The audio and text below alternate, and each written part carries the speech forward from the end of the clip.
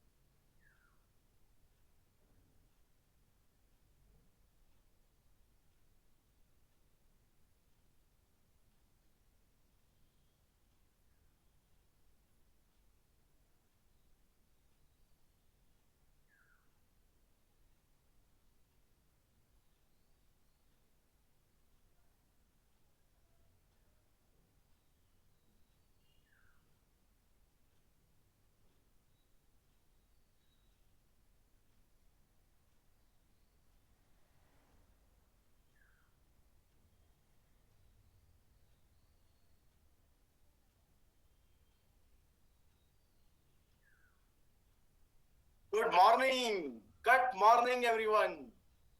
How are you? कैसे हैं आप सब लोग?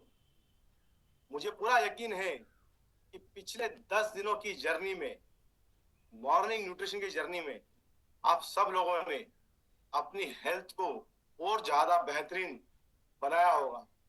और उसकी शुरुआत आपने की होगी अपने मॉर्निंग न्यूट्रिशन से। आपने अपने प्रोटीन, आपके मल्टीविटामिन्स और मिनरल्स, फाइबर और गुड फैट की रिक्वायरमेंट को अपनी सुबह में सम्मिलित कर लिया होगा। आपके ब्रेकफास्ट का एक इंपॉर्टेंट हिस्सा ये सारे मैक्रो और माइक्रो न्यूट्रिएंट होंगे। जैसा कि आपने पिछले 10 दिनों में काफी सारी जानकारी, काफी सारा साइंस, काफी सारी अंडरस्टैंडिंग आपने ली है कि ये सारे मैक्रो और माइक्रो न्यूट्रिएंट हमारे लिए क्यों जरूरी है, इनका क्या रोल होता है हमारे शरीर में। और सबसे इंपॉर्टेंट चीज, इन्हें सबसे अगर आपको लेना है तो सब किस समय लें जिससे कि आपको इससे बेहतरीन रिजल्ट मिले, बेहतरीन यूज हो इन सारे मैक्रो और माइक्रो न्यूट्रिएंट का। और आपको पता है सबसे इंपॉर्टेंट जो रूटीन है वो क्या है? आपका सुबह उठना और सुबह उठ के खाली पेट पानी को पीना, राइट। और जब आप सुबह उठ के पानी पीते हैं तो मैंने अपनी लाइफस्टाइल में, क्योंकि कैसे मैं अपने पानी को भी न्यूट्रिशियस बनाऊं, उसका मैंने अपना एक प्रोसेस इजाद किया हुआ है। तो मैं अपना जो वाटर है, जो फर्स्ट मॉर्निंग वाटर है, उसके अंदर अपने फाइबर को, न्यूट्रलाइट फाइबर को ऐड करके रखता हूँ, सो दैट कि जैसे ही मैं सुबह उठूं मैं सबसे पहले वो पानी पीऊं जो कि ऑलरेडी न्यूट्रिशियस हो चुका है विद द फाइबर। और आपने ये भी देखा जब हमारे सेशंस हुए फाइबर के ऊपर, कार्बोहाइड्रेट में, कैसे फाइबर का एक बहुत इंपॉर्टेंट रोल है आपकी गट के हेल्थ को, गट के बैक्टीरिया को हेल्दी बनाने में। क्योंकि फाइबर क्या है? आपके गट के बैक्टीरिया का खाना है। तो जिससे पहले कि मैं अपने आप को कुछ और दूं, मैं इंश्योर करता हूं कि मेरे गट के बैक्टीरिया को उनका खाना मिल जाए। और उसके बाद ऑफ कोर्स मेरी जो रूटीन है वो शुरू होता है प्रोटीन से, डेली मल्टीविटामिन मल्टी मिनरल से, और हेल्दी फैट ओमेगा के साथ। तो मैं आपसे पानी के ऊपर क्यों चर्चा कर रहा हूं? क्योंकि आज का जो टॉपिक आने वाला है वो उसी इंपॉर्टेंट न्यूट्रिएंट का हिस्सा होने वाला है जो कि हाइड्रेशन। बट बिफोर हम उस टॉपिक पर जाएं, I would like to invite doctor Shyam Ramakrishnan on the stage. Doctor Shyam Ramakrishnan जो है वो डायरेक्टर है इनोवेशन एंड साइंस के इंडिया और साउथ ईस्ट एशिया के। डॉक्टर श्याम की पीएचडी है टेक्सास यूनिवर्सिटी से, और उन्होंने अपना पोस्ट डॉक्टरल फेलोशिप किया हुआ है हार्वर्ड मेडिकल स्कूल से। और रोज सुबह आकर वो हमें इतने शानदार टिप्स देते हैं जिसके लिए कि मुझे लगता है, आई एम श्योर कि हम सब लोग बिल्कुल ईगरली वेट कर रहे होते हैं कि आज क्या नया नॉलेज मिलने वाला है। तो मैं उस नॉलेज के लिए डॉक्टर श्याम को इनवाइट करूंगा। Doctor Shyam, over to you. Thank you Arjun and नमस्कार, गुड मॉर्निंग सबको मेरे तरफ से। अर्जुन, आपके हैबिट्स सुनकर मैं तो बहुत खुश हो गया। मुझे पता था कि आपका हैबिट्स, मुझे ये नहीं पता था कि आप फाइबर पानी में डालकर पीते हैं। That's a great idea. मैं तो वो तो शुरू करने वाले अभी। तो मेरा हैबिट्स है सिर्फ गर्म पानी पीना, वो है मेरा फर्स्ट स्टेप। पर लेकिन आपका हैबिट बहुत शानदार है, बहुत पसंद लगा मुझे। थैंक यू अर्जुन जी, आपका इंट्रोडक्शन से। आप आज है एक वेरी इंपॉर्टेंट टॉपिक, हाइड्रेशन। और हमारे साथ है विवेक पराशर, जो हमें आज हाइड्रेशन के बारे में बताएंगे। लेकिन जरा इंट्रोडक्शन कर दो विवेक का। विवेक है इनोवेशन साइंस के लीडर, एनालिटिकल लीडर है। वो कहीं तरह बहुत एक्सपीरियंस्ड है फूड टेक्नोलॉजी, फूड एनालिसिस में, सप्लीमेंट एनालिसिस में।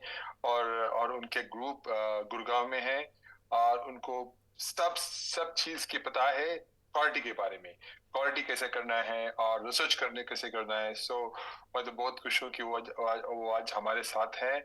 और उनका खुद का प्रेरणा है कि मैं कैसे मेरा हेल्थ सुधारूं।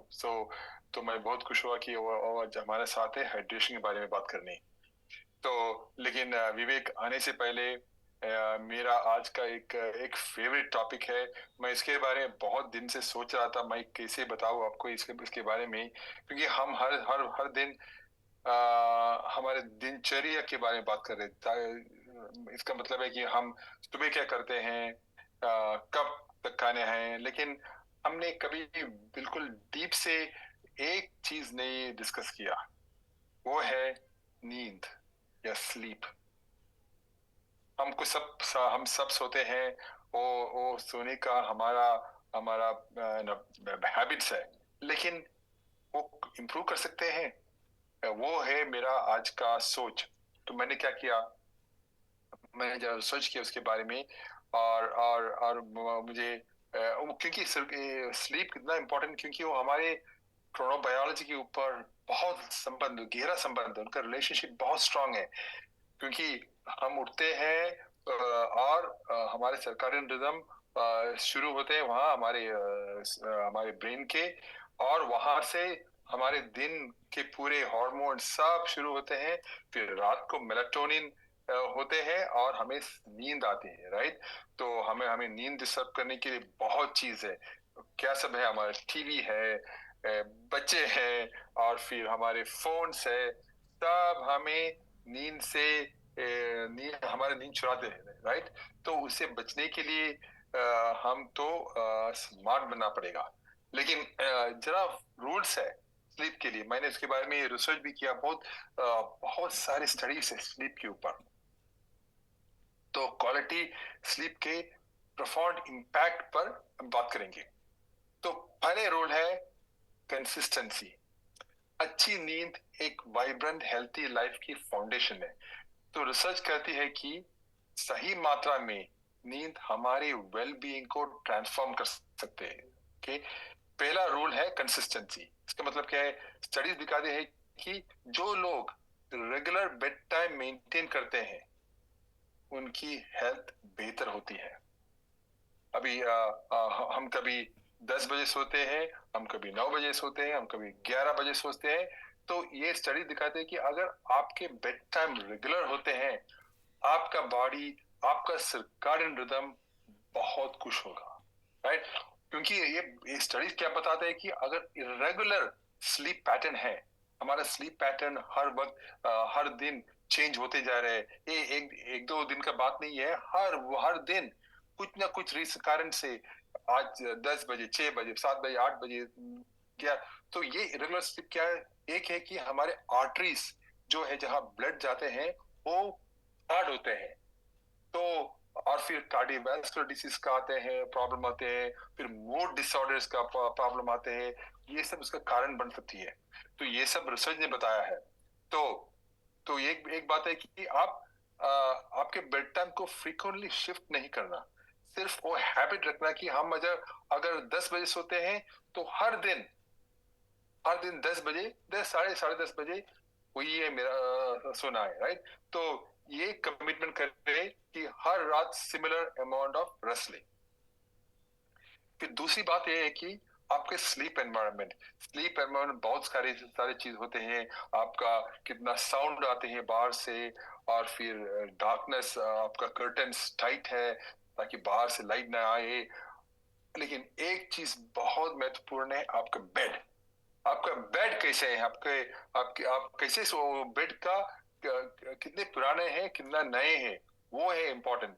तो एक स्टडी दिखाया था कि अगर आपके बेड मीडियम फर्म, मीनिंग ज्यादा हार्ड नहीं, ज्यादा सॉफ्ट भी नहीं, राइट।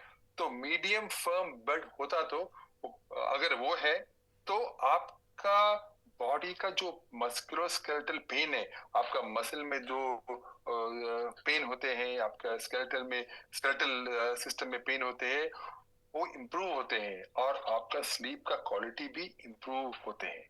ये एक स्टडी दिखाया था। तो मैंने सोचा मैं आपसे एक बात करूं। मुझे याद है कि 20 साल पहले या 25 साल पहले मेरे एक दोस्त एक चीज बोला मुझे, मुझे अभी भी याद है, क्योंकि आप आपकी जिंदगी दो चीज में बिताते हैं, एक है बेड, दूसरे है जूते। तो उसने बहुत सही बताया कि हम जिंदगी दो चीज में लेटे रहते हैं, एक है बेड और दूसरे हम चलते रहते हैं जूते। तो वो दोनों चीज आप अच्छी तरह खरीदो, अच्छी क्वालिटी का खरीदो। ओके, तो वो दूसरी चीज।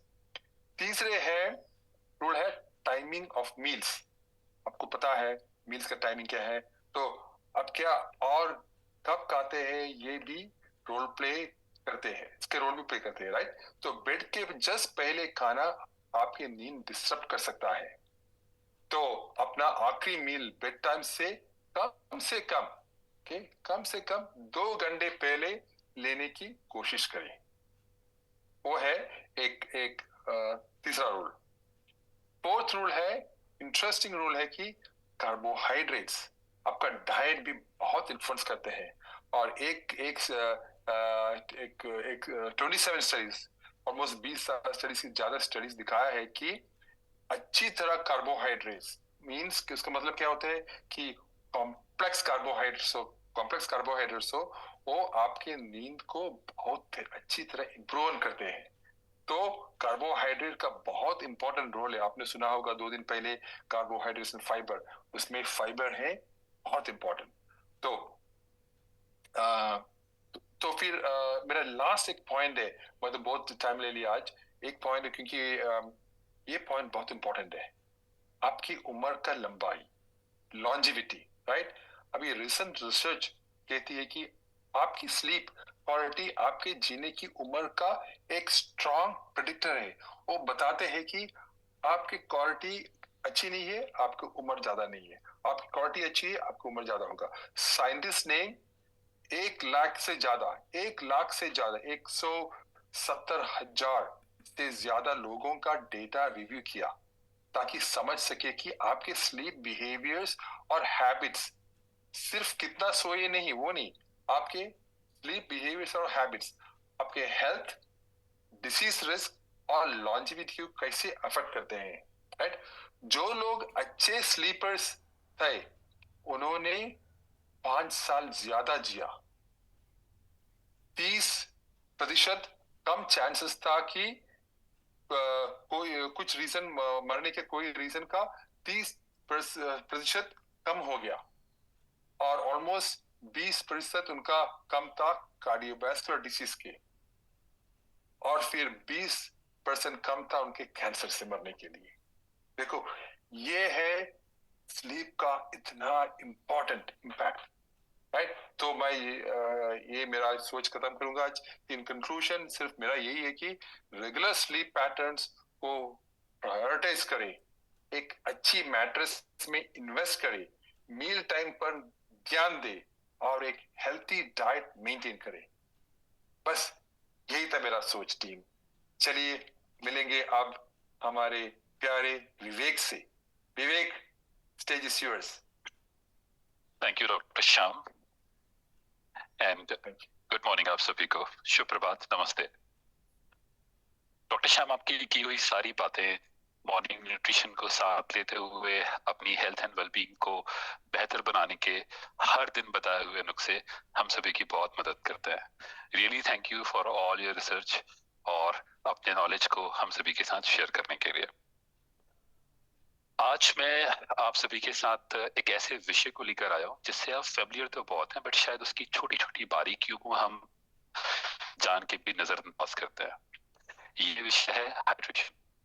मुझे अलाउ कीजिए मेरी शेयर करने के लिए कि मैं आपके विजुअल्स के लिए एक प्रेजेंटेशंस भी शेयर कर पाऊँ। Give me a minute.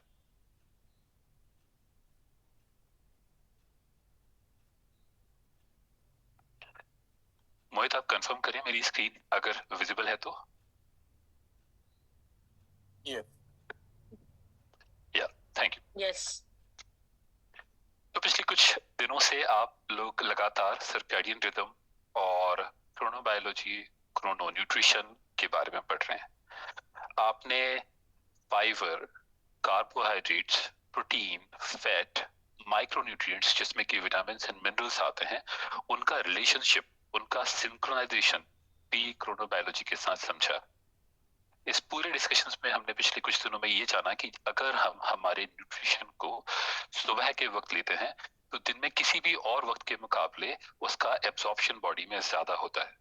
हम में से कई लोगों को अक्सर शिकायत रहती है कि हम खाते तो बहुत है पर हमारे शरीर को लगता नहीं, और कुछ लोगों को शरीर में बहुत जल्दी लगता है।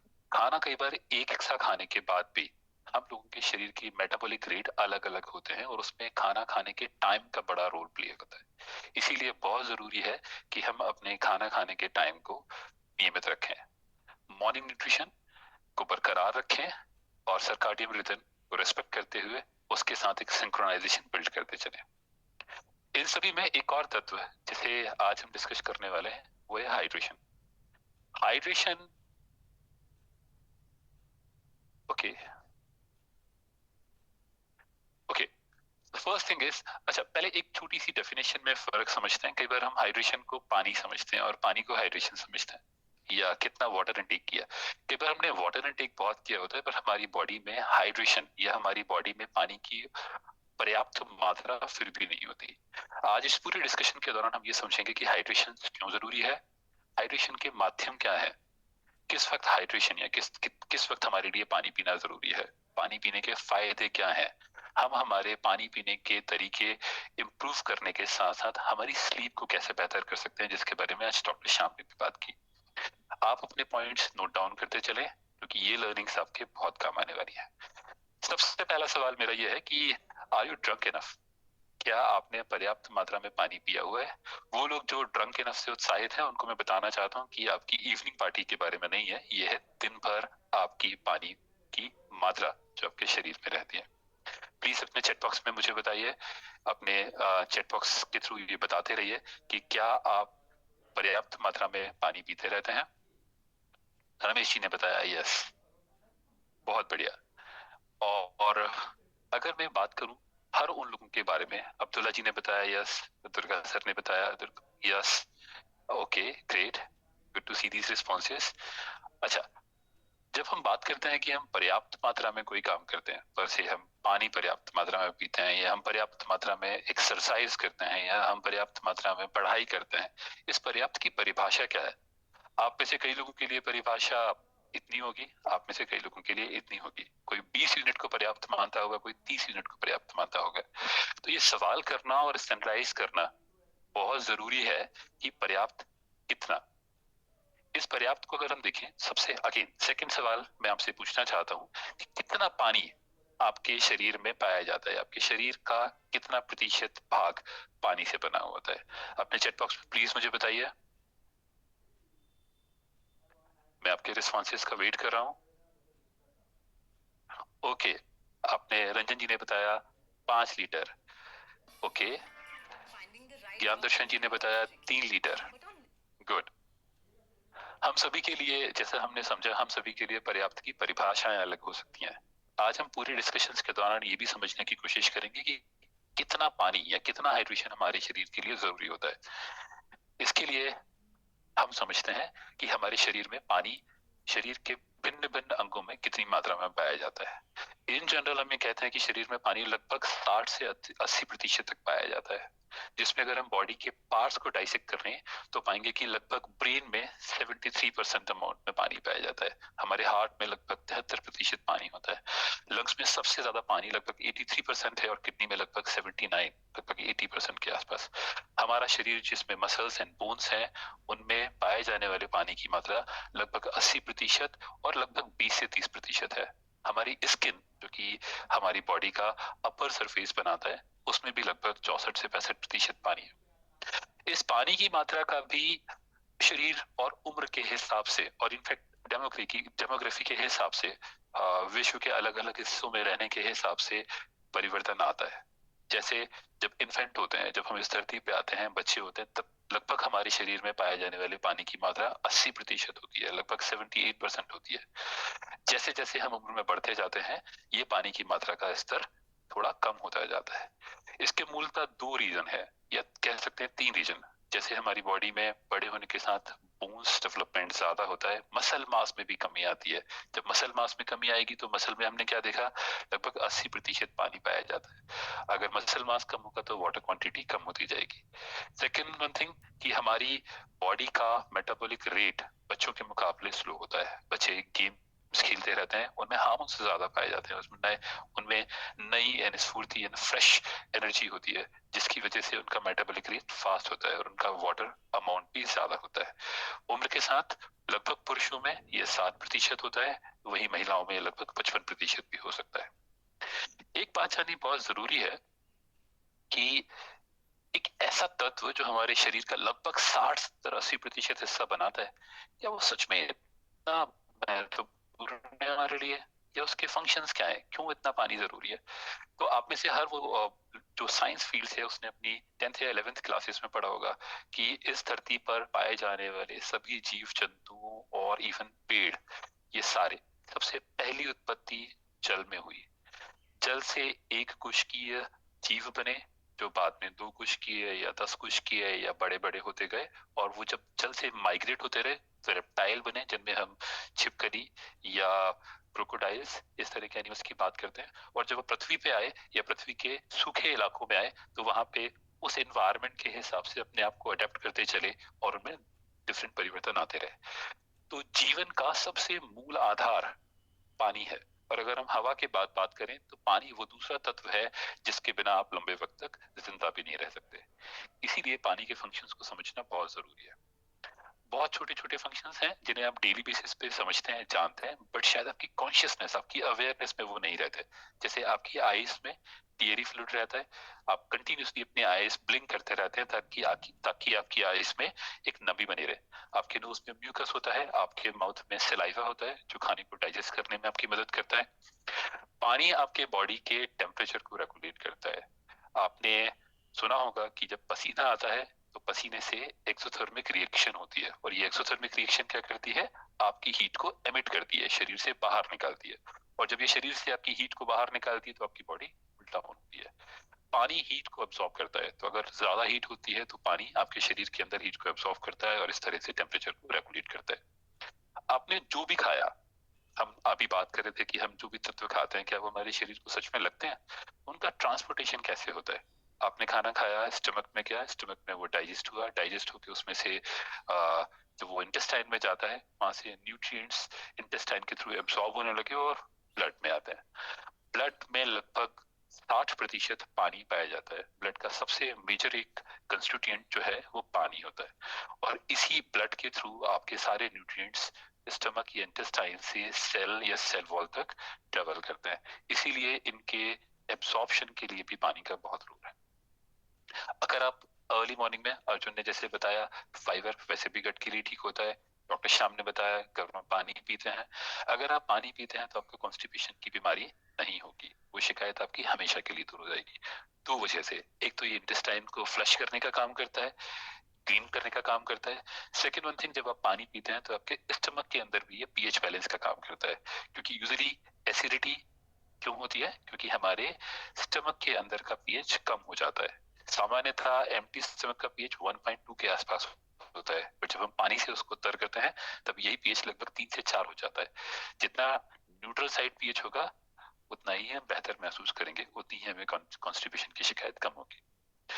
हमारे जितने भी जोड़ हैं, घुटने के जोड़ हैं या खून के जोड़ हैं, हम कई बार अपने बुजुर्गों से सुनते हैं कि मुझे बात की बीमारी हो गई है, मेरे घुटनों में दर्द होता है। अगर आप एक अर्ली एज से, अपनी छोटी उम्र से ही अगर पानी का सेवन सही समय पे और सही मात्रा में करते रहेंगे तो 2 जॉइंट्स के बीच में पाया जाने वाला फ्लूइड, जिसको साइनोवियल फ्लूइड बोलते हैं, उसकी भरपूर मात्रा बनी रहेगी और दोनों जॉइंट्स के बीच में फ्रिक्शन कम होगा। फ्रिक्शन कम होगा तो उनमें पेन नहीं होगा, आपको आर्थराइटिस की शिकायत नहीं होगी, और आप लंबे वक्त तक चल पाएंगे और हेल्दी रहेंगे।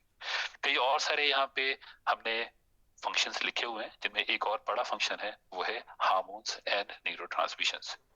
हार्मोन्स जो कि लिक्विड्स होते हैं, ये भी पानी से बने होते हैं। यही हार्मोन्स आपके बॉडी की हर एक एक्टिविटी को रेगुलेट करता है। आपकी एक नर्व दूसरी नर्व से जुड़ी होती है, इसीलिए शरीर के किसी भी भाग को छुआ जाए आपके माइंड तक सिग्नल पहुंचते हैं। ये सारे सिग्नल्स न्यूरोट्रांसमिशंस के थ्रू पहुंचते हैं। ये न्यूरोट्रांसमिशंस बॉडी में कैसे होता है, आप जैसे जो लोग साइंटिफिक बैकग्राउंड से हैं वो समझते हैं कि हमने बचपन में पढ़ा हुआ है कि एक सोडियम एंड पोटेशियम पंप होता है जो एक सेल से दूसरी सेल तक अपने कॉन्सेंट्रेशन के थ्रू सिग्नल को पास ऑन करता है। इस पूरी प्रोसेस को तो जहाँ पे हो रही होती है उस एरिया को हम सिनेप्टिक क्लेफ्ट बोलते हैं। तो न्यूरो ट्रांसमिशंस में अपनी कॉग्निटिव हेल्थ में भी बहुत काम करता है। अगर आपके न्यूरो ट्रांसमिशंस ठीक होंगे, कॉग्निटिव हेल्थ ठीक होगी, तो आपके मूड अच्छे होंगे, आप अच्छा महसूस करेंगे अपने आप के बारे में, अपने आसपास के बारे में, अपनी जिंदगी को बेहतर बनाएंगे। तो पानी जिसे आप हर दिन मुफ्त में पी सकते हैं, उसके बड़े फायदे हैं, सिर्फ समझने की जरूरत है। अगली स्लाइड पे चलते हैं, और जैसे हमने इससे पहले वाली स्लाइड में दिखा था कि हमारे शरीर के भिन्न भिन्न भागों में, भिन्न भिन्न अंगों में पानी की मात्रा डिफरेंट होती है। बट अगर हम किसी भी अंग की एक सबसे छोटी यूनिट को देखें तो वो सेल होती है, जिसे हम हिंदी में कोशिका बोलते हैं। अब इस कोशिका को अगर हम बहुत करीब से देखें, तो अगर कोशिका हाइड्रेटेड है, कोशिका में अगर पानी पर्याप्त मात्रा में है, तो होगा क्या, आपका जो मूवमेंट है, अगर आप फर्स्ट वाली देखेंगे हाइड्रेटेड सेल, ब्लू वाली सेल को देखेंगे, तो पाएंगे कि इसमें मूवमेंट जो है इनवर्ड एंड आउटवर्ड दोनों साइड है। क्यों? क्योंकि जैसे आप ये समझ के चलिए कि एक प्रोसेस होती है जिसका नाम होता है ऑस्मोसिस, ये इसमें डिफ्यूजन्स होते हैं। तो आपने ब्लड से जो न्यूट्रिएंट्स सेल वॉल तक पहुंचाए, सेल में उनका एब्सॉर्ब होना बहुत जरूरी है। तो डिफ्यूजन के थ्रू ये एक टर्म कहलाता है semi permeability. Now what is the semi permeability? कि सिलेक्टिव, हर चीज को ये सेल वॉल अंदर नहीं आने देगी। एक सर्टेन रिएक्शन या एंजाइमेटिक रिएक्शन के साथ में सर्टेन मॉलिक्यूलर साइज को ये अपने अंदर आने के लिए अलाउ करेगी। तो अगर आपकी सेल वॉल हाइड्रेटेड होगी, तो आपके जरूरी न्यूट्रिएंट्स शरीर के अंदर या आपकी सेल वॉल के अंदर आ पाएंगे और आपकी सेल को एनर्जी मिलेगी। सिमिलरली अगर हम बात करें हमारे श्वसन तंत्र की या हमारे रेस्पिरेटरी ऑर्गन्स की, तो हमारी फेफड़ों से जाने वाली ऑक्सीजन ब्लड के थ्रू ही सेल तक जाती है, और ऑक्सीजन का भी डिफ्यूजन शरीर के अंदर सेल वॉल के थ्रू ही होता है। तो अगर हमारी सेल हाइड्रेटेड रहेंगी, तो ऑक्सीजन भी ठीक मात्रा में अंदर जाएगी। अच्छा, ये oxygen and nutrients cell wall के अंदर तो आ गए यहाँ पे। अब सेल वॉल के अंदर क्या होता है? उसके अंदर पाया जाता है माइटोकॉन्ड्रिया, जो सेल वॉल के अंदर इन सभी न्यूट्रिएंट्स को यूज करती है एनर्जी प्रोडक्शन के लिए। अब जब एनर्जी प्रोडक्शन होगा, तो कहीं ना कहीं कोई ना कोई बाई प्रोडक्ट भी बनेगा। जैसे ऑक्सीजन के यूज करने के बाद कार्बन डाइऑक्साइड बनता है। तो इसमें बोथ साइड मूवमेंट है, इनवर्ड मूवमेंट जहां पे हमने हेल्थी न्यूट्रिएंट्स को इनसाइड पी लिया, और फिर बाद में हमने एक्सक्रीशन भी किया जहां पे अनहेल्थी चीजें, बाई प्रोडक्ट्स या कार्बन डाइऑक्साइड को सेल वॉल से बाहर निकाला और ब्लड के थ्रू संचालित किया। अब यही चीज समझते हैं हम डिहाइड्रेट सेल के केस में। अब डिहाइड्रेट सेल देखने में बिल्कुल वैसी लगती है जैसे कि हमारे रेजिन्स होते हैं, जैसे किशमिश, बिल्कुल पिचकी हुई, बिल्कुल खराब। उनमें हमने इवन हम हमारे इंग्रेडिएंट्स के बारे में भी कहते हैं कि अगर आप उन्हें गला के या उन्हें अंकुरित करके खाएंगे, तो उनसे ज्यादा फायदा मिलेगा, वो ज्यादा जल्दी बॉडी में एब्जॉर्ब होंगे। क्योंकि उनकी सेल वॉल में पानी भर चुका होता है। उनके अंदर सारे न्यूट्रिएंट्स जो डॉर्मेंट स्टेज में पड़े होते हैं, वो एक्टिव हो जाते हैं और आपकी बॉडी को फायदा पहुंचाते हैं। अगर पानी कम होगा हमारी सेल वॉल्स में, तो क्या होगा, हम सिर्फ जैसे किशमिश को पानी में डालते हैं, तो सिर्फ वो पानी को एब्सॉर्ब करती रहती है लंबे वक्त तक। तो डिहाइड्रेटेड सेल बहुत लंबे वक्त तक सिर्फ बाहर से पानी और न्यूट्रिएंट्स को एब्सॉर्ब करते रहेंगे, उनका टू वे ट्रांसमिशन नहीं होगा, टू वे ट्रांसफर नहीं होगा। तो हम हमारी बॉडी से बहुत सारी गंदगियां बाहर नहीं निकाल पाएंगे। इस सिचुएशंस में हम कमजोर महसूस करेंगे, बुरा महसूस करेंगे, हमारे मूड भी खराब होंगे, हमारा मेटाबॉलिक रेट भी खराब होगा, और हमारी ओवरऑल परफॉर्मेंस खराब होती है। इसीलिए पानी का जरूरी होना, या पानी का एक निश्चित मात्रा में हमारे शरीर में होना बहुत जरूरी है। अगली स्लाइड पे चलते हैं, जिसमें हम ये समझने की कोशिश करेंगे कि वाटर हमें किन किन सोर्सेज से मिलता है। एक तो वो जो हम पानी पी लेते हैं, जिसमें हम डायरेक्टली हमने पानी कंज्यूम किया और हमारी बॉडी हाइड्रेटेड महसूस कर रही है। दूसरी बात है फूड, जैसे आप फल खाते हैं, सब्जियां खाते हैं, आप हरी सब्जियां तरकारी खाते हैं घर पे, इवन जो अनाज खाते हैं, एक निश्चित मात्रा में पानी होता है। तो लगभग आपके शरीर का 35 से 40% पानी इंटेक आपके फूड से भी होता है। और कई बार आप मेटाबॉलिक वाटर, अच्छा ये मेटाबॉलिक वाटर थोड़ा सा नया टर्म होता है कई लोगों के लिए, बट जैसे आप समझें कि कार्बोहाइड्रेट की सबसे स्मॉलेस्ट यूनिट क्या है, ग्लूकोज। अब ये ग्लूकोज क्या होता है, जब ज्यादा मात्रा में होता है, तो ये ग्लूकोज आपके शरीर में ग्लाइकोजन की फॉर्म में डिपॉजिट हो जाता है, जिसे आप बाद में एनर्जी के रूप में यूज कर लेते हैं। ये जो ग्लाइकोजन के फॉर्म में जो जो जनरेट जो जो शुगर या ग्लूकोज जमा होता है, ये हाइड्रोलिसिस की वजह से होता है। इसमें से एक पानी का मॉलिक्यूल अगर हम ग्लूकोज से बाहर निकालते हैं, तो ये कंडेंस मॉलिक्यूल में कन्वर्ट हो जाता है और ग्लूकोजन बन के आपकी बॉडी में जमा हो जाता है। तो इस तरह की मेटाबॉलिक रिएक्शंस के थ्रू भी थोड़ा सा पानी जनरेट होता है, जो होता है बहुत कम क्वांटिटी में। जैसे हमने यहाँ पे अगर देखा तो लगभग 5 से 10% पानी। तो इस तरह से ये हमने एक जनरल फिगर बताने की कोशिश की है कि पानी का इनटेक या हाइड्रेशन आपकी बॉडी कहाँ कहाँ से रिसीव करती है। बट जिस तरह से शरीर एक ऐसी मशीनरी है, दुनिया की सबसे कॉम्प्लेक्स और सबसे सुंदर मशीनरी है जो भगवान ने बनाई है। जितना हम इनटेक कर रहे होते हैं उतना ही हम बाहर एक्सक्रीट भी कर रहे होते हैं। तो पानी का बहुत बड़ा अमाउंट, हम लगभग 60 से 70% भाग पानी का यूरिन के थ्रू बाहर निकालते हैं। हमारे स्टूल में भी लगभग हम 2 से 3% पानी बाहर निकालते हैं। उसके अलावा हम पसीने के रूप में पानी बाहर निकालते हैं। तो शरीर में जितना पानी आ रहा होता है उतना ही पानी लगभग बाहर जा रहा होता है। यही वजह है कि जब पानी का यूटिलाइजेशन हमारे शरीर में जिस तरह से होता है, पानी का लॉस हमारे शरीर से जिस तरह से होता है, इसी वजह से हमें प्यास भी लगती है। ना एक बड़ी मजेदार बात है प्यास को लेके। शरीर में आपके दिमाग में एक छोटी सी सेल पाई जाती है जिसे हम हाइपोथैलेमस बोलते हैं, जो कि पिट्यूटरी ग्लैंड से बिल्कुल लगी होती है। अब ये जो पिट्यूटरी ग्लैंड से लगी हुई हाइपोथैलेमस है, ये आपकी भूख और प्यास दोनों को नियंत्रित करती है। मजेदार बात इसमें यह है कि कई बार हमें लग रही होती है प्यास, बट हम मान के चल रहे होते हैं भूख, क्योंकि खाना खाने में मजा आता है, हमारी जुबान को स्वाद आता है, तो हमारे सेंसेशंस हमें अट्रैक्ट करते हैं कि ओके खाने ही खा लेते हैं। तो कई बार आपको भूख लग रही होती है और आप कंफ्यूज हो रहे होते हैं कि सॉरी प्यास लग रही होती है और आप कंफ्यूज हो रहे होते हैं कि आपको भूख लग रही होती है और आप खाना खाते रहते हैं। किसी न किसी वजह से लगभग 30 से 40% की वाटर इनटेक आपकी फूड की वजह से भी होती है। तो थोड़ा बहुत आपको पानी भी मिल जाता है, तो आप अपने आप को और कॉन्फिडेंट महसूस करते हैं कि हाँ शायद मुझे सच में भूख ही लग रही थी। ये कंफ्यूजन्स के कंसिक्वेंसेस बहुत खराब हैं, इनके परिणाम बड़े खराब हैं। जैसे आप एक तो डिहाइड्रेशन आपको होने लगेगा। अगर आपको डिहाइड्रेशन होने लगेगा तो आप जो खाना खाएंगे, खाना खाने से मिलने वाले पानी के साथ साथ आप कैलोरी इनटेक बहुत कर लेंगे। अगर आपका कैलोरी इनटेक ज्यादा होगा तो आप वेट गेन भी करेंगे। आप अपने ब्रेन सिग्नल्स को मैनिपुलेट करना शुरू कर देंगे, क्योंकि आपका ब्रेन आपको सिग्नल दे रहा होगा पानी के और आप खा रहे होंगे खाना। इसीलिए बहुत जरूरी है कि हम माइंडफुल रहें, हम अपने बॉडी सिग्नल्स को ठीक से रीड कर पाए। हम सबका कॉन्शियस होना बहुत जरूरी है। हम जितने कॉन्शियस होंगे अपने शरीर को, अपनी भावनाओं को, अपने मन को, अपने विचारों को और अपने एनवायरनमेंट को जितना बेहतर समझेंगे, हम उतनी बेहतर जिंदगी गुजारेंगे। एक और भी प्रॉब्लम है आजकल मॉडर्न लाइफस्टाइल में, हम अक्सर मंचिंग करते रहते हैं, जहां हमने चिप्स, बिस्किट्स, कुकीज, छोटा मोटा कुछ न कुछ खाते रहते हैं। इस तरह के खाने से भी हम हमारे डाइजेस्टिव जूसेस को कंटिन्यूसली रिलीज करते रहते हैं और हमें भूख लगातार लगती रहती है। कई बार आपने देखा होगा कि जिन दिनों आप खाना ज्यादा खा रहे होते हैं उन दिनों आपको भूख भी ज्यादा लग रही होती है, क्योंकि आपके डाइजेस्टिव जूस उन दिनों में ज्यादा निकल रहे होते हैं। इस तरह से आप ओवरवेट हो जाते हैं, आप कंटिन्यूसली डिहाइड्रेशन के शिकार हो जाते हैं, आपका कैलोरी इंटेक बढ़ जाता है। और इसको दूर करने के लिए, इस कंफ्यूजन को दूर करने के लिए मेरे पास 4 ऑप्शंस हैं। इन 4 ऑप्शंस को बहुत ध्यान से सुनिए और समझें। नंबर 1, हम सभी जानते हैं कि खाना पचने में लगभग 4 से 6 घंटे लगते हैं। तो अगर आपको खाना खाने के बाद 4 से 6 घंटे के अंदर अगर आपको भूख के सिग्नल मिल रहे हैं, तो आप सबसे पहले तो अपने आप को क्वेश्चन करें कि नहीं, खाना तो मैंने खाया है, खाना खाने के बाद अगर ये सिग्नल थे तो निश्चित ही पानी के होने चाहिए। और उस समय आप लगभग 1 गिलास पानी पिए और 15 से 20 मिनट वेट करें, फिर अपने आप के बॉडी सिग्नल्स को दोबारा रीड करने की कोशिश करें। ज्यादातर केसेस में आप पाएंगे कि आपको प्यास लग रही थी और अब आपकी भूख भी शांत हो गई है।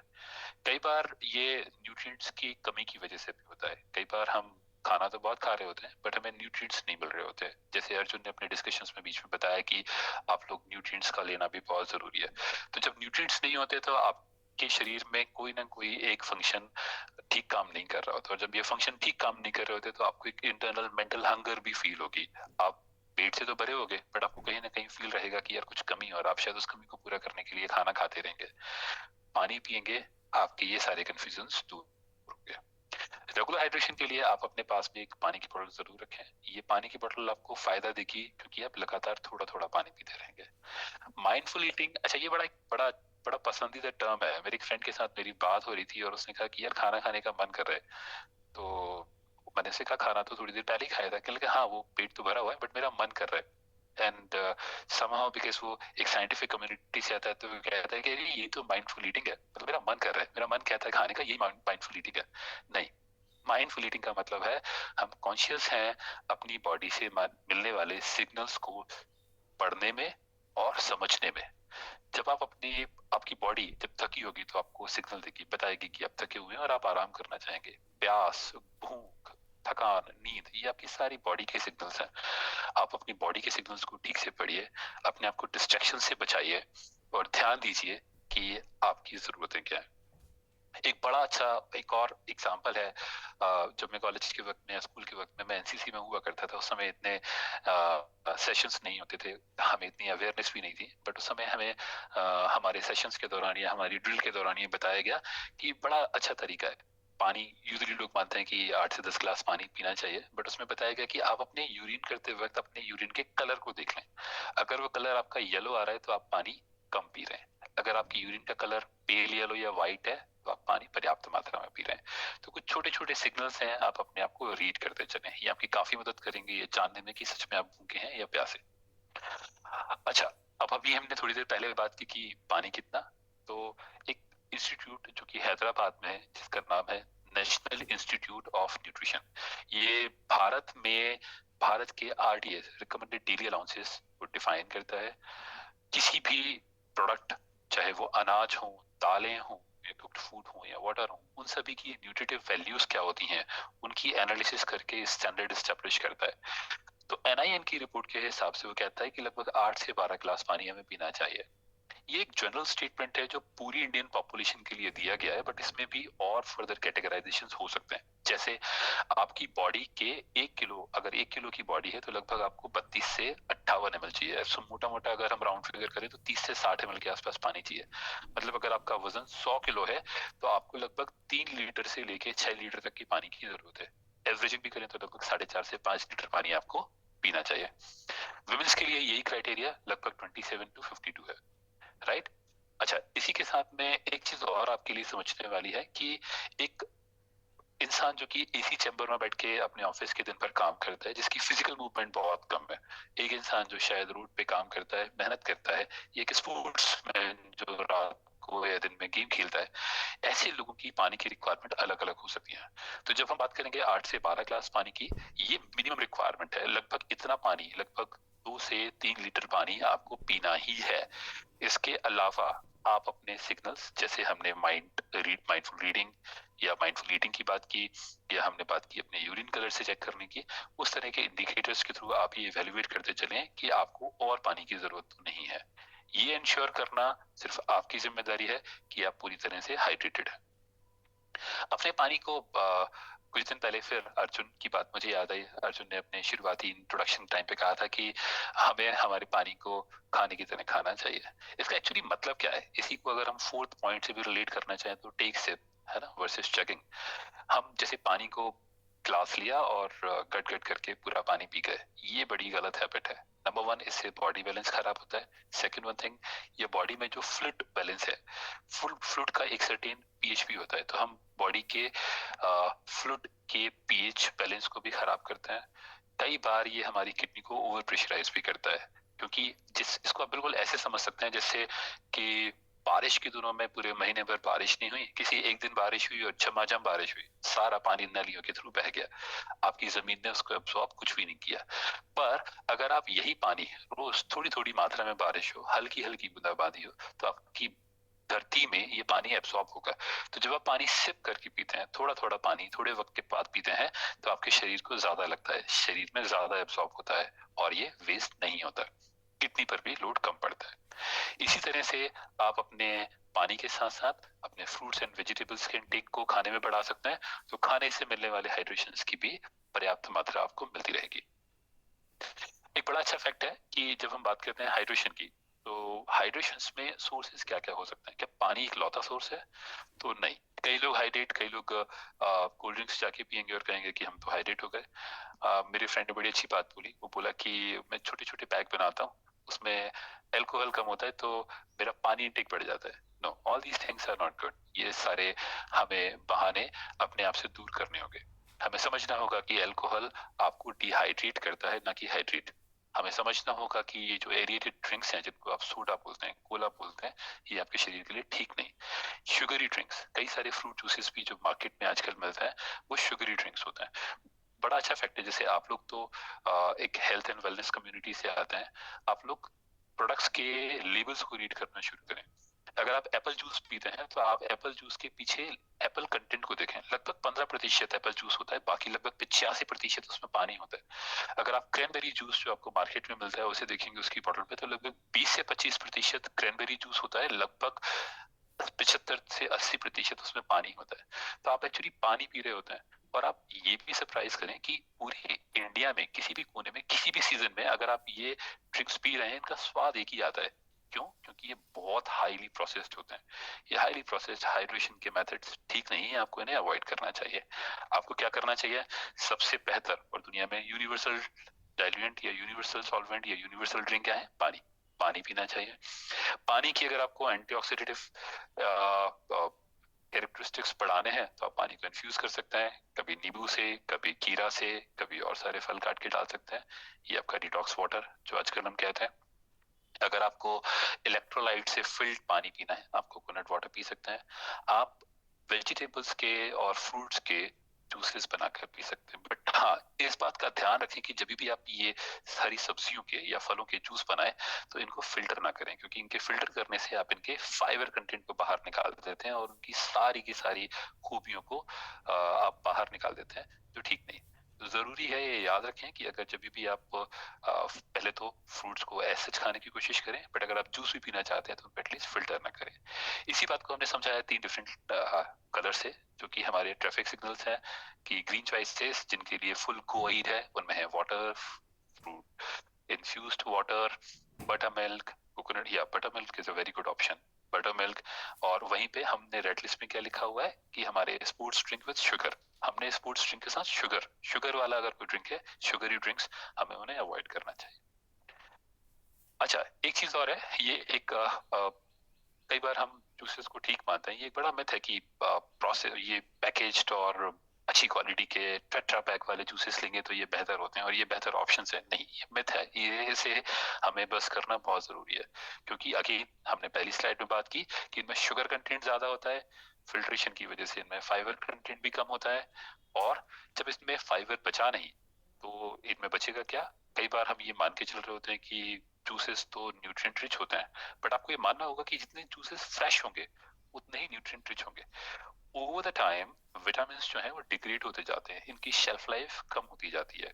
तो मानो कि आज एक फ्रेश जूस में 100 यूनिट विटामिन ए है, तो आज से 1 महीने बाद वो शायद 70 रहे, या 3 महीने बाद शायद वो 50 रहे, या हो सकता है 6 महीने बाद वो आते आते ना भी रहे।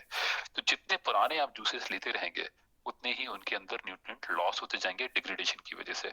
तो एक्चुअली में आप ले क्या रहे हैं? आप सिर्फ कैलोरीज ले रहे हैं, शुगर ले रहे हैं, ना आपने फाइबर लिया ना आपने न्यूट्रिएंट लिया। तो इस तरह का ड्रिंक्स आपको अवॉइड करना होगा, आपको यहाँ पे माइंडफुल होना पड़ेगा। हमने भी थोड़ी देर पहले बात की थी कि हाइड्रेशन चार्ट, तो ये यूरिन एक अच्छा सिग्नल हो सकता है, आप इस चार्ट को हमेशा रेफर करें।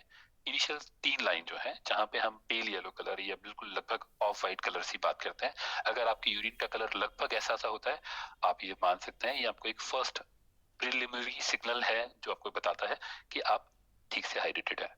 अगर आपकी यूरिन का कलर डार्क होता जाता है या 4 to 8 की रेंज में किसी भी रेंज में फॉल करता है, तो आपको समझना होगा कि आप ठीक से पानी नहीं पी रहे हैं और आपके शरीर में पानी की कमी है जिसे आपने इम्प्रोवाइज करना होगा, राइट?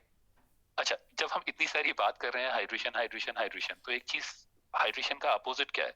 हाइड्रेशन का अपोजिट है डिहाइड्रेशन। डिहाइड्रेशन क्या होता है? गर्मियों के दिनों में हमें लू लग जाती है, लूज मोशंस होने लग जाते हैं, पानी में शरीर की कमी हो जाती है, शरीर में पानी की कमी हो जाती है स्पोर्ट्स के दौरान पसीने की वजह से। ये सारी प्रोसेसेस कहलाती हैं डिहाइड्रेशन। अच्छा, इनमें सिम्टम्स क्या क्या होते हैं? जैसे आप मुझे चैट बॉक्स में अगर बता सकें कि डिहाइड्रेशन के वो सिम्टम्स, अभी तो गर्मियों के सीजन चल रहे हैं, आप में से किसी ने कोई रिसेंटली एक कुछ सिम्टम्स आइडेंटिफाई किए हैं तो प्लीज मुझे उनके बारे में जरूर बताएं। या please, I am just waiting for your responses here. Nice, yes, rightly said. तो बेसिकली डिहाइड्रेशन के जो सिम्टम्स हैं उनमें सबसे पहला थर्स्ट, प्यास लगना, बड़ा बेसिक सा सिम्टम्स है, कई बार हम उसको रीड नहीं कर पा रहे होते, बट हमें कॉन्शियस रहना होगा। दूसरा, हमें थकन होगी, हम जल्दी जल्दी थक जाएंगे, हमारा चूंकि मेटाबॉलिज्म ठीक नहीं होगा। हमने सेल वॉल स्ट्रक्चर के टाइम पे क्या पढ़ा था, ये क्या देखा था कि सेल वॉल सिकुड़ जाएंगी, उनका मेटाबॉलिज्म कम हो जाएगा। जब मेटाबॉलिक रेट कम हो जाएगा तो एनर्जी कम मिलेगी, तो आप थका हुआ महसूस करेंगे। अगर आपकी सेल वॉल सिकुड़ने लगेंगी तो क्या होंगे, मसल क्रैम्प्स आने शुरू होंगे, आपको बीच बीच में मसल क्रैम्प्स आएंगे और आप परेशान रहेंगे। आपका यूरिन कॉन्सेंट्रेशन हाई हो जाएगा, आपको हीट स्ट्रोक, इन दिनों गर्मियों में अगर आप कहीं पे भी बाहर जाएंगे तो आपको हीट स्ट्रोक ज्यादा लगेंगे। आपको जब इतना सब कुछ हो रहा होगा तो निश्चित ही आप इरिटेट भी होंगे, आपकी ब्लड में सोडियम एंड पोटेशियम या बाकी सारे न्यूट्रिएंट्स का कंसंट्रेशन हाई हो जाएगा, जिससे आप ओवरवेल्म्ड महसूस करेंगे, और ओवरवेल्म महसूस करने की वजह से आप इमोशनली अनस्टेबल महसूस करेंगे, आपको हेडेक भी होगा। क्योंकि जब ब्लड गाढ़ा होता जाएगा तो आपका हृदय को धड़कने के लिए या ब्लड को शरीर के भिन्न भिन्न भागों तक पहुंचाने के लिए मेहनत ज्यादा करनी होगी, तो आपका हार्ट रेट भी बढ़ जाएगा, आपकी स्किन ड्राई होगी और आपकी आंखों में ब्लीचिंग होगी। ये सारे सिम्टम्स हैं।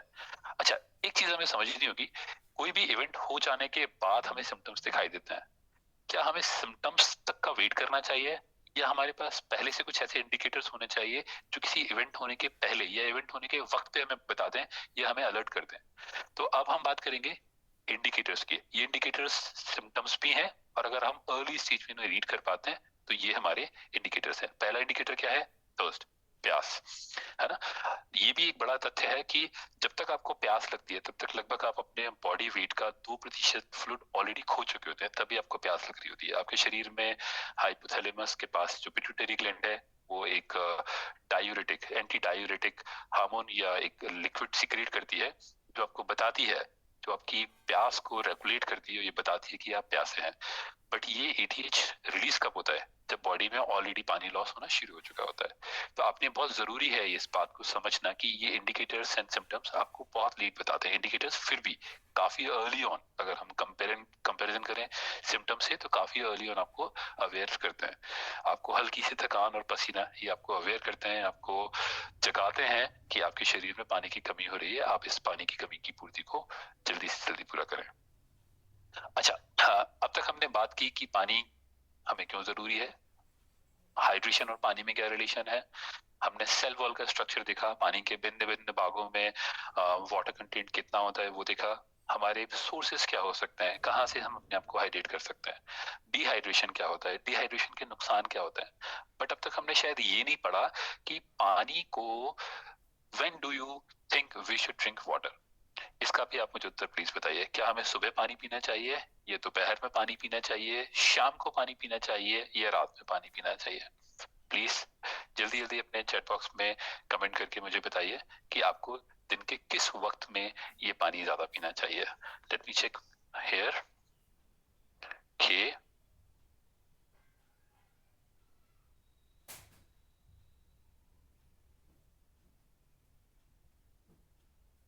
दिन में पी सकते हैं, या हमें पानी दिन भर पीना चाहिए, हमें से कई लोगों ने ये भी कमेंट किया हुआ है, राइट। तो बहुत जरूरी है कि हम दिन भर ही पानी से अपने आप को हाइड्रेटेड रखें। बट अगर हम पानी सुबह पीते हैं, इसका की जिक्र हमारे आयुर्वेदा में भी किया है, इसे हम उषा पान बोलते हैं। उषा मीन्स जब दिन की पहली किरण या दिन सूर्य की सुबह सुबह जो पहली किरण आती है उनको हम उषा बोलते हैं। पान मीन्स जल पान, जल का पान, पान मीन्स खाना। तो जब हम सुबह पहली किरण के साथ पानी पीते हैं तो उसके कई सारे फायदे हैं। इसीलिए ये बताया गया है कि खाना खाने के लगभग 30 मिनट पहले ये, और खाना खाने के बाद लगभग 1 घंटे बाद तक हमें पानी नहीं पीना चाहिए, और हमारा पहला पानी जो है सुबह पीना चाहिए। जब हम सुबह सुबह पानी पीते हैं तो ये हमारी पूरी रात भर के जमा हुए टॉक्सिन्स हमारे शरीर से बाहर निकालने में मदद करता है, हमारी डाइजेशन को इम्प्रूव करता है, हमारी सेल वॉल को एनरिच करता है और मेटाबॉलिज्म को फास्ट करता है, जिससे हमारे शरीर में हमें एनर्जेटिक महसूस होता है और हमारे दिन की शुरुआत पूरे जोश खरोश के साथ होती है। इसी तथ्य को अगर हम बात समझना चाहें, यही तीनों बातें यहाँ पे अलग अलग तरह से लिखी हुई हैं, जिनमें हम बात करते हैं कि जैसे इंसान के शरीर में बेसिकली हम मानते हैं कि 5 तत्व होते हैं, या जैसे अग्नि, वायु, धरती, आकाश। ये जो सारे तत्व हैं, इन्हीं तत्वों के कॉम्बिनेशन से बनता है वत, पित्त एंड कफ। वत, वात, पित्त एंड कफा। कफा मीन्स म्यूकस, कफा बॉडी के लिक्विड्स जो होते हैं, जो कि जल और धरती के कॉम्बिनेशन से बनते हैं। पित्त जो कि अग्नि एन वायु के कॉम्बिनेशन से बनता है। जहाँ वायु होती है और वायु के साथ आकाश होता है, वहाँ वाता ज्यादा होता है। आपने सुना होगा कि बुजुर्गों में एक शिकायत, अगेन हमने पहले भी बात की थी, कि बुजुर्गों में जॉइंट्स में पेन होने लगता है, उनकी बॉडी में मसल्स पेन ज्यादा होता है, और तो कहते हैं कि वो बाय आ गई, तो लगभग उनके शरीर में वायु की अधिकता हो गई है। यंग बच्चों में जो 18-19 साल के, 20 साल के, 14-15 साल के होते हैं, जिनमें हार्मोनल चेंजेस थोड़े ज्यादा हो रहे होते हैं, उनमें पित्त की मात्रा ज्यादा हो जाती है, और इस पित्त की मात्रा से उनमें कई बार उनको, उनकी स्किन पे आपको रैशेस दिखाई देंगे, स्किन पे पिंपल्स दिखाई देंगे, उनमें क्रोध ज्यादा होगा, गुस्सा ज्यादा होगा, जोश ज्यादा होगा। जो बच्चे होते हैं, छोटे बच्चे, इन्फेंट्स जो होते हैं, उनमें कफा ज्यादा होता है, उनमें म्यूकस ज्यादा होता है, बॉडी लिक्विड ज्यादा होते हैं, इसीलिए उनकी स्किन काफी ग्लोइंग होती है, काफी सॉफ्ट होते हैं, काफी सुंदर होते हैं और काफी लुभावने होते हैं। तो ये अलग अलग जो कैरेक्टरिस्टिक्स हैं, अलग अलग दोषास हैं, ये आपकी बॉडी में अलग तरह के सिम्टम्स देते हैं। किसी भी एक तरह के सिम्टम्स का हावी हो जाना आपके शरीर के लिए ठीक नहीं, आपके पूरी ओवरऑल हेल्थ के लिए ठीक नहीं। तो अगर आप सुबह के वक्त पानी पीते हैं तो ये तीनों दोष को रिमूव करता है। इन तीनों में एक हार्मनी, एक सिंक्रोनाइजेशन बिल्ड करता है। ये सिंक्रोनाइजेशन आपकी ओवरऑल वेलबींग के लिए ठीक होता है। जठर अग्नि, जिसे हम कहते हैं पेट की आग, जो कि खाना पचाने में मदद करती है, अगर आपने सुबह अर्ली मॉर्निंग पानी लिया हुआ है तो ये आपके डाइजेस्टिव सिस्टम को इम्प्रूव करता है, जठर अग्नि को बढ़ाता है, जो भी आप खाना खाते हैं वो इजीली डाइजेस्ट होता है और आपके शरीर को पूरी तरह से लगता है। पूरी रात भर के जमा हुए टॉक्सिन्स, क्योंकि रात भर हम जब इनएक्टिव होते हैं तो बॉडी में कई सारी मैकेनिज्म चलते रहते हैं और उनके टॉक्सिन्स धीरे धीरे धीरे धीरे बॉडी में डिपॉजिट होते रहते हैं। जब हम अर्ली मॉर्निंग में पानी पीते हैं तो ये पानी हमारे टॉक्सिन्स को एलिमिनेट करने में, हमें रिफ्रेश करने में, हमें बेहतर महसूस करने में हमारी हेल्प करता है। इन्हीं आयुर्वेदिक तथ्यों को या इन्हीं आयुर्वेद के सिद्धांतों को आजकल मॉडर्न स्टडीज ने भी प्रूव किया हुआ है। तो एक 2003 में स्टडी की गई, बॉशमैन एंड स्टिनगर ने की। उन्होंने ये बताया कि अगर आप लगभग 500 ml, लगभग आधा लीटर पानी सुबह खाली पेट उठते ही अगर पिए तो ये आपके शरीर के मेटाबॉलिक रेट को लगभग 30% बढ़ा देता है। अब आप खुद सोचिए, जो एनर्जी आज आप इस वक्त महसूस कर रहे हैं, लगभग इसमें 30% का इजाफा हो जाए तो आप क्या कुछ नहीं कर सकते। आप अपनी दिनचर्या को बेहतर बना सकते हैं, आपके मूड हैप्पी होंगे, आप अपनी हैप्पीनेस को इंक्रीज कर सकते हैं, आप अपनी पर्सनल एंड फैमिली लाइफ को ठीक कर सकते हैं, आप अपने काम को बेहतर मैनेज कर सकते हैं, और अगर आप बाकी अपने सराउंड के सारे लोगों के मुकाबले बेहतर फंक्शन करेंगे तो आप तरक्की की राह पे भी जाएंगे। एक और स्टडी है जिसने डिटॉक्सिफिकेशन या बॉडी को रिफ्रेश करने के बारे में आयुर्वेदा को समर्थन दिया, जो 2010 में की गई, पॉपकिंस ने। उन्होंने ये बताया कि सर्काडियन रिदम से इसका बहुत रिलेशनशिप है।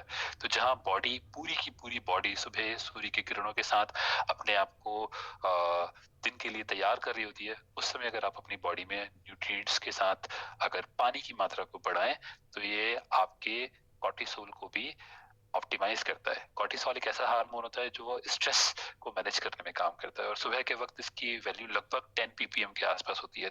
10 पार्ट पर मिलियन आपके शरीर में ये पाया जाता है। तो सुबह के वक्त आप फ्रेश महसूस करते हैं, कॉर्टिसोल को ये रेगुलेट करता है, आपको फ्लश करता है और आपकी बॉडी को और आपके मन को बेहतर महसूस कराता है। एक और बहुत अच्छी स्टडी है, ये आप में से वो सभी लोग जो अपने मॉर्निंग न्यूट्रिशन के दौरान एक वेट रिडक्शन का कमिटमेंट लेके आए हैं, ये शायद उनके लिए भी बड़ी फायदेमंद बात है। आप खाने के लगभग 30 मिनट पहले अगर आप 500 ml पानी ब्रेकफास्ट के दौरान, ये ब्रेकफास्ट से 30 मिनट पहले, लंच से 30 मिनट पहले और डिनर से 30 मिनट पहले अगर आप लेते हैं, और ये लगातार अगर आप 8 वीक तक करते हैं, तो आपके BMI को इम्प्रूव करता है, आपके बॉडी वेट को घटाता है, आपके विसरल फैट को कम करता है, और आपकी ओवरऑल एपेटाइट को रेगुलेट करके उसे ऑप्टिमाइज करता है। कम होगी तो उसे बढ़ाता है और ज्यादा होगी तो उसे कम करके एक नियमित जोन में लाकर रखता है। तो आपकी ओवरऑल एपेटाइट एंड डाइजेशन को इम्प्रूव करता है। इन्हीं 3 सिद्धांतों के साथ हम हाइड्रेशन का सर्कैडियन रिदम के साथ भी एक रिलेशनशिप दोबारा से समझते हैं। अभी हमने पिछली काफी सारी स्लाइड्स में बात की कि दिन की शुरुआत के वक्त जब हमें एनर्जी की सबसे ज्यादा जरूरत है, जब हम बॉडी की नेचुरल साइकिल के साथ अपने दिन की शुरुआत करते हैं, उसी समय पानी का क्या जरूरत है, क्योंकि पानी हमारे मेटाबॉलिज्म को बढ़ाता है, हमारे एक्सक्रिएशंस को इम्प्रोवाइज करता है, हमारी बॉडी से टॉक्सिन्स को रिमूव करता है, बॉडी के टेम्परेचर को रेगुलेट करता है, हमारे कॉग्निटिव हेल्थ को, हमारे न्यूरो ट्रांसमिशंस को भी सपोर्ट करता है। तो अगर हमारा न्यूरो ट्रांसमिशन ठीक होगा, हमारा डाइजेशन ठीक होगा, हम एनर्जेटिक रहेंगे इन द मॉर्निंग, तो ये हमारी पूरी दिन भर की साइकिल को ठीक रखता है। और जब हम दिन भर एनर्जिक रहेंगे, काम करेंगे, मेहनत करेंगे, तो शाम को हम सुकून के साथ सो पाएंगे। क्योंकि हमारा, कई बार हम शरीर तो थका होता है बट हमारा मन हमारा साथ नहीं दे रहा होता, हमारे दिमाग में कई सारे ख्याल चल रहे होते हैं। क्योंकि जब आप प्यासे होते हैं, जब आपके शरीर में पानी की कमी होती है, जब आपके शरीर में तत्वों का कॉन्सेंट्रेशन ज्यादा होता है ब्लड में, तो आपका क्या होता है, आप ओवरवेल्म महसूस करते हो। हमने पहले भी बात की, आप जब ओवरवेल्म महसूस करते हो तो कई सारे इमोशंस और कई सारे ख्याल आपको पीछे से सराउंड करते रहेंगे, जिनकी वजह से आप सोना तो चाहोगे बट आप सो नहीं पाओगे। तो बट अगर आप में हाइड्रेशन अप्रोप्रिएटली होगा तो आपको रात को नींद भी ठीक आएगी। और अगर आपको रात को नींद ठीक आएगी तो डॉक्टर श्याम ने अपनी बात की शुरुआत में जो अच्छी नींद से जुड़े हुए 4 या 5 तथ्यों की बात की, वो सारे तथ्य आपके लिए सपोर्टिव रहेंगे, वो सारे तथ्य आपको सपोर्ट करेंगे, राइट। यही बात हम दोबारा से एक और स्टडी के थ्रू इसको वैलिडेट करते हैं, वेरीफाई करते हैं। जो स्टडी की गई बेंटन एंड यंग ने, इन्होंने भी बताया कि अगर आप स्लीप बेहतर करना चाहते हैं तो अपने आप को हाइड्रेट करना होगा दिन के दौरान। और जहां अच्छी स्लीप आपकी ओवरऑल मेटाबॉलिज्म को इम्प्रूव करती है, आपकी हाइड्रेशन को इम्प्रूव करती है, वहीं हाइड्रेशन भी स्लीप को कॉम्प्लीमेंट करता है। ये टू वे प्रोसेस है जिसमें स्लीप एंड हाइड्रेशन दोनों एक दूसरे को कॉम्प्लीमेंट करते हैं, सपोर्ट करते हैं और आपकी ओवरऑल हेल्थ एंड वेलबींग को सपोर्ट करते हैं, राइट। तो कुछ मेरी तरफ से टिप्स हैं। ये स्लाइड हम एंड करने से पहले मैं आपको बताना चाहता हूँ इस पूरी प्रेजेंटेशन या इस पूरी डिस्कशंस की कुछ समरीज कि ऐसी कौन सी चीजें हैं जो हमें हाइड्रेट करने में हेल्प कर सकती हैं। सबसे पहली चीज, हम दिन भर पानी पीते रहें, थोड़ा थोड़ा पानी पीते रहें, एक साथ ना पिए, सिप कर करके थोड़ा थोड़ा पीते रहें। आप ये पी सकें इसीलिए आप अपने पास एक पानी की बोतल जरूर रखें, ताकि जब भी आपको लगे आप पानी थोड़ा सा पी सकते हो। आप पानी के साथ साथ healthy options like fruit juices with fibre, उनसे फाइबर ना निकला हो, या मिल्क या बटर मिल्क, इस तरह के या फ्रूट्स, ये भी आप यूज कर सकते हैं अपने आप को हाइड्रेटेड रखने के लिए, राइट।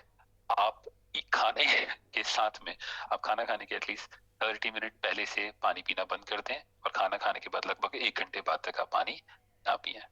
और आप अपनी यूरिन और उसके कलर को धीरे धीरे लगातार दिन के दौरान चेक करते रहें। अच्छा, अब मेरी कुछ मेरी भी आपसे उम्मीद है। मैं इस पूरे डिस्कशंस के बाद ये चाहता हूँ कि आप मुझे एटलीस्ट 1 या 2 ऐसे की टेक अवेज बताएं जिन्हें आज से आप अपनी जिंदगी में शामिल करेंगे, आज से आप अपनी जिंदगी में उन्हें अपना लेंगे। प्लीज चैट बॉक्स में आप अपनी साइड से मुझे लिख के बताइए कि ऐसे क्या की टेक अवेज हैं जो आप अपनी जिंदगी में आज से पूरी तरह से फॉलो करेंगे। या प्लीज, मैं वेट कर रहा हूं आपके कमेंट्स का, राइट। मैं भी आपकी हेल्प करता हूं इसमें। तो कुछ मैंने आपके लिए 5 की टेक अवे पॉइंट्स लिखे हुए हैं। Water reading, right, Badri ji ने लिखा है water reading. Okay, Pankaj ji लिखते हैं drink sip sip, sip by sip. Okay, Arun ji लिखते हैं taking water throughout the day. Ankit ji लिखते हैं regular drinking water. Okay, Santoshi ji लिखते हैं कि मॉर्निंग में लगभग 500 ml पानी। वेरी गुड, वेरी नाइस, बहुत अच्छे कमेंट्स हैं। मेरी तरफ से ये 5 की टेक अवे पॉइंट्स हैं जिन्हें आप नोट कर सकते हैं। जैसे सबसे पहली चीज, आप अपने दिन की शुरुआत पानी से करें। आप अपने पानी के रेगुलर इंटेक को बनाए रखने के लिए पानी की बोतल अपने साथ रखें और दिन में सिप सिप करके, एक सिप बाई सिप, थोड़ा थोड़ा पानी पीते रहें। खाना खाने के 30 मिनट और 1 आवर के बीच में वो पानी का गैप रखें। शुगरी ड्रिंक्स, एल्कोहल्स और प्रोसेस्ड लिक्विड्स को आप अवॉइड करें और आप अपने पानी को खाने की तरह, जैसे खाने में आप पूरा आराम से चबा चबा कर आधे घंटे सुकून से खाना खाते हैं, वैसे ही आप पानी को भी बिल्कुल स्वाद ले लेके पिए। सच में अगर आप पानी को आराम से सिप बाई सिप पियेंगे, आंख बंद करके महसूस करके देखें, पानी में आपको बड़ा स्वाद आएगा। तो आप अपने पानी को लगभग खाने की तरह इस्तेमाल करें। इसी के साथ आज के दिन की ये एक बहुत इस सेशन के अंत में एक बहुत अच्छी प्रैक्टिस जो फॉलो की जाती है, जिसमें हम हर दिन एक नई आदत सीखते हैं। आदतें हमारे लाइफ की डेली मैकेनिज्म को ऑटोमेट करती हैं। ये ऑटोमेशन हमें बहुत सपोर्ट करता है। तो अभी आपके लिए मेरी साइड से ये 3 आदतें हैं जो मैं आपको बताना चाहता हूँ। जैसे start and finish your day with a glass of water. आप रात में भी पानी पिएं और दिन में सुबह की शुरुआत आप पानी से करें। ये एक नई आदत जो आपने बिल्ड करनी है। दूसरी आदत आपने करनी है माइंडफुल हाइड्रेशन। आप कॉन्शियस रहें, अवेयर रहें, आप अपने शरीर के और अपने मन के और मस्तिष्क के सिग्नल्स को रीड करते चलें। तीसरी बात कि आप अपने पानी की क्वांटिटी कितनी कंज्यूम कर रहे हैं उसका एक ट्रैक रिकॉर्ड बना के जरूर रखें। इसी के साथ में हम हमारे शाइन मंत्रास को एक बार फिर से रिव्यू करते हैं। हमारे शाइन मंत्रास क्या कहते हैं? हमारा शाइन मंत्र कहता है start every day with gratitude and optimism. आप इस धरती पे हैं, ईश्वर का शुक्रिया अदा करें, अपने पूर्वजों का, अपने गुरुओं का, अपने कुल का, इस ब्रह्मांड का, पंच तत्वों का, सूर्य का, अग्नि का, अपने भोजन का, सबका शुक्रिया अदा करें। भगवान से कहें कि ये जिंदगी देने के लिए मैं आपका शुक्रगुजार हूं। आप अपने आप का ध्यान रखने के लिए, अपने परिवार के लिए, अपने समाज के लिए और देश के कल्याण के लिए अपने आप को बेहतर न्यूट्रिशन दें। आप एक इंटेंशंस जो आज के आपके ऑब्जेक्टिव्स हैं, आज के आपके मकसद हैं, उनको क्लियरली डिफाइन करें। अगर आप विजुअलाइज कर सकते हैं आंख बंद करके तो करें। आप ये भी देखने की कोशिश करें कि आप उनको कैसे एग्जीक्यूट करेंगे। अगर इसमें आपको शुरुआत में परेशानी होती है तो आप अपनी डायरी में भी ये पॉइंट्स कैप्चर कर सकते हैं। जो लोग मेडिटेट करते हैं उनके लिए बड़ा आसान है, वो अपने पूरे दिन को विजुअलाइज करके, अपने आप को विजुअलाइज करके ये देख सकते हैं, ये बता सकते हैं कि वो अपने दिन को कैसे गुजारने वाले हैं, और ये आपको बहुत हेल्प करता है। हर दिन एक नई चीज जरूर सीखें। आज आपने एक नई चीज सीखी हाइड्रेशन के बारे में, इसी तरह से हर दिन, चाहे आप पढ़ाई के थ्रू या लोगों से मिलकर या एक ऐसी कम्युनिटी जो अच्छे कामों में इन्वॉल्व है, उनकी बातों से, उनके साथ एक्सपीरियंस करके हर दिन जिंदगी में एक नई चीज जरूर सीखें। 30 मिनट जरूर अपने आप को बेहतर बनाने में लगाएं और हर दिन एक्सरसाइज जरूर करें। पिछले कुछ दिनों में किसी ने बताया कि अगर हमारी आत्मा हमारा भगवान है तो शरीर हमारा मंदिर है, और हमारे मंदिर को बेहतर रखने के लिए हमें उसकी सफाई करनी बहुत जरूरी है। तो हर दिन लगभग 30 मिनट तक हम एक्सरसाइज जरूर करें। इसी के साथ मैं आज अब आपके सामने शेयर करूंगा रेसिपी ऑफ द डे। आज अच्छी बात यह कि आज हमारे पास एक रेसिपी नहीं है, आज हमारे पास दो रेसिपीज है। Just give me a moment.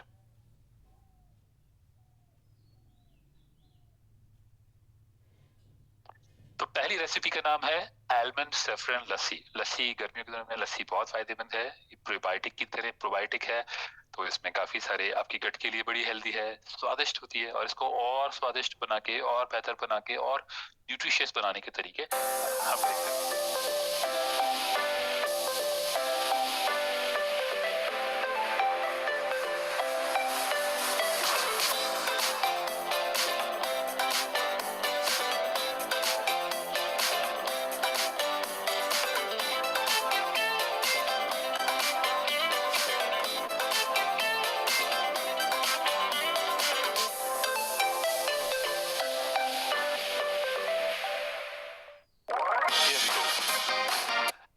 So, लस्सी आपकी पहली ड्रिंक, और आज के लिए एक गुजराती डिश जिसमें कि न्यूट्रिशन का तड़का लगा हुआ है, जिसे हम थेपला बोलते हैं, जो कि आपके पराठे का बहुत बेहतर सब्स्टिट्यूट हो सकता है, वो रेसिपी देखेंगे। Here we go.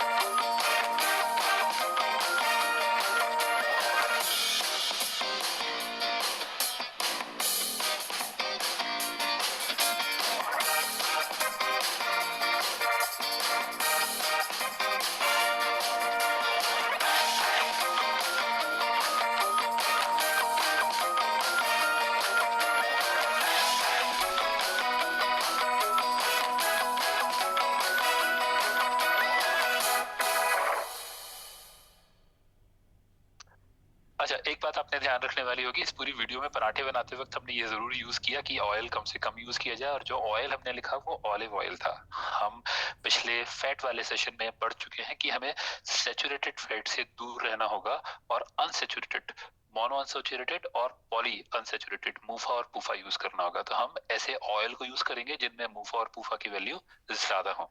नोट करने वाली बात है। इसी के साथ में एक मीनल के लिए आई एम रियली ग्रेटफुल कि वो हर दिन आके अपनी एक्सरसाइज के कुछ टिप्स बताकर हमारी जिंदगी को बेहतर बनाने में हमारी मदद करती हैं। आज के उनके एक्सरसाइज सेशन को सुनते हैं और देखते हैं और इसे करते भी हैं। आप में से हर वो इंसान जो इस समय मीनल के साथ इस एक्टिविटी को रिपीट कर सकता है, प्लीज करने की कोशिश करें। Here we go. A very happy good morning everyone. I hope you all are doing great. और आज हम सीखने वाले हैं बहुत ही अमेजिंग वर्कआउट जिसका नाम है वॉल सिट।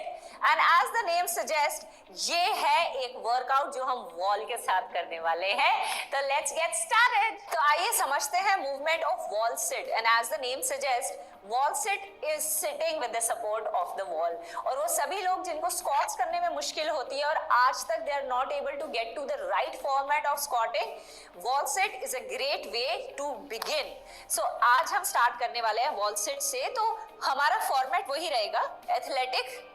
आपके फीट, आपके हिप्स, आपके शोल्डर्स, आप इनको अलाइन रखेंगे। चाहे आप बैठेंगे भी तब भी आपके शोल्डर्स अलाइंड ही रहेंगे। Now the idea is that you are sitting with your back on the wall. अब इसमें बहुत सारे लोग ये गलती करते हैं कि वो वॉल को छोड़ देते हैं, सिर्फ हिप्स की सपोर्ट लगाते हैं, मतलब अपनी स्पाइन में आर्च कर देते हैं। आपको क्या करना है कि अपनी कोर को एंगेज करके रखना है। आपकी रीढ़ की हड्डी की एक एक वर्टिब्रे आपकी वॉल पे ही रहनी चाहिए। That's the correct way of doing a wall sit. And again, आपके जो नीज हैं वो आगे की तरफ पुश नहीं होंगे, अलाइन रहेंगे आपके एंकल्स पे। और इनफैक्ट नीज आपके सॉफ्ट रहेंगे। इन सभी मूवमेंट्स में आपके मसल पे एक्शन रहता है, आपके जॉइंट्स हमेशा नाइस एंड सॉफ्ट रहते हैं। तो आप वॉल से कितना दूर होंगे ये इस बात पे डिपेंड करता है कि आपकी मसल, ये पूरे के पूरे क्वाड की लेंथ कितनी है, बिकॉज हम उसको परपेंडिकुलर ही रखेंगे। यहाँ से बैठ के देखेंगे कि आप कहां तक परपेंडिकुलर रह सकते हैं और फिर नीचे आएंगे पूरा, from the heel to the knee, from the knee to the hip, perpendicular to the wall. Core को एंगेज करते हुए पूरी की पूरी स्पाइन हमारी वॉल के साथ रहेगी। अपने हाथों को खोल भी सकते हैं अच्छे से, या अपने हाथों को अपने नीज पे भी रख सकते हैं। इनफैक्ट जब आप नीज पे रखते हैं तो आप बहुत ज्यादा इसको पकड़ने की कोशिश करते हैं, तो कोशिश कीजिएगा कि हाथों को ऊपर की तरफ खींच के रखेंगे। Again, full body strength workout. आपके काफ्स में भी बहुत अच्छा प्रेशर आ रहा है, क्वाड्स पे भी, हैमस्ट्रिंग्स पे भी, कोर पे भी। इनफैक्ट इस तरह से जैसे आपने हाथों को खोला है तो आपके शोल्डर्स के लिए भी बहुत इफेक्टिव है, आपके पोस्चर करेक्शन के लिए बहुत अमेजिंग मूव है।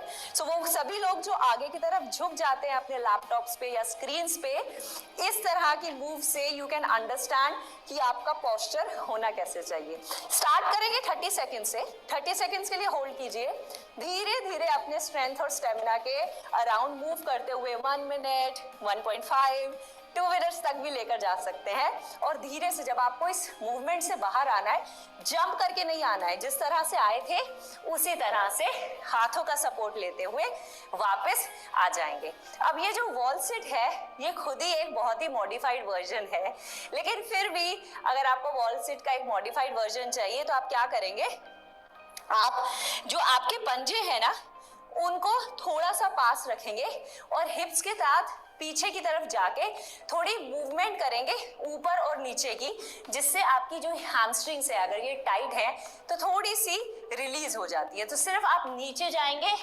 वापस ऊपर आएंगे, नीचे जाएंगे, वापस ऊपर आएंगे, नीचे जाएंगे, वापस ऊपर आएंगे।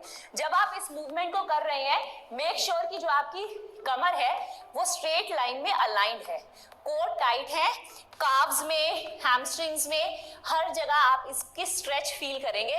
वापस ऊपर आएंगे, नीचे जाएंगे, वापस ऊपर आएंगे। कुछ दिन तक इसको करके देखिए, उसके बाद फिर जब आप नीचे जाएंगे यू विल फील कि आपके मसल्स सडनली ये सारा का सारा प्रेशर ले पा रहे हैं इजीली। एंड अगेन, आपको जरूरी नहीं है कि एकदम से 30 सेकंड से स्टार्ट करना है, 5-10 सेकंड से स्टार्ट कीजिए। कोर को खींच के रखिएगा, ये एक बेसिक टिप है। अगर ये खींचा हुआ अंदर की तरफ स्क्वीज नहीं है तो इस तरह से होल्ड करना बहुत मुश्किल हो सकता है। एंड यस, ट्राई टू सी आप इसको कितना लंबा होल्ड कर सकते हैं and challenge yourself every day. मतलब अगर किसी दिन आपने 30 सेकंड होल्ड किया है, maybe after a week 1 minute and then after another week 1 minute 10 seconds 15 seconds, और इस तरह से अपनी स्ट्रेंथ और अपनी एंड्योरेंस को इंप्रूव करेंगे। तो कैसा लगा आपको हमारा ये अमेजिंग वर्कआउट, जिसके लिए आपको कोई इक्विपमेंट नहीं चाहिए, इनफैक्ट सिर्फ एक बॉल चाहिए और आप इसकी प्रैक्टिस डेली कर सकते हैं और अपनी पूरी बॉडी की स्ट्रेंथ इंक्रीज कर सकते हैं। So keep rocking everyone.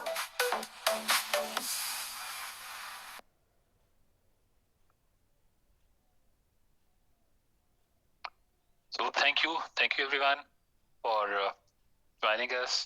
आप सबका दिन शुभ हो। धन्यवाद।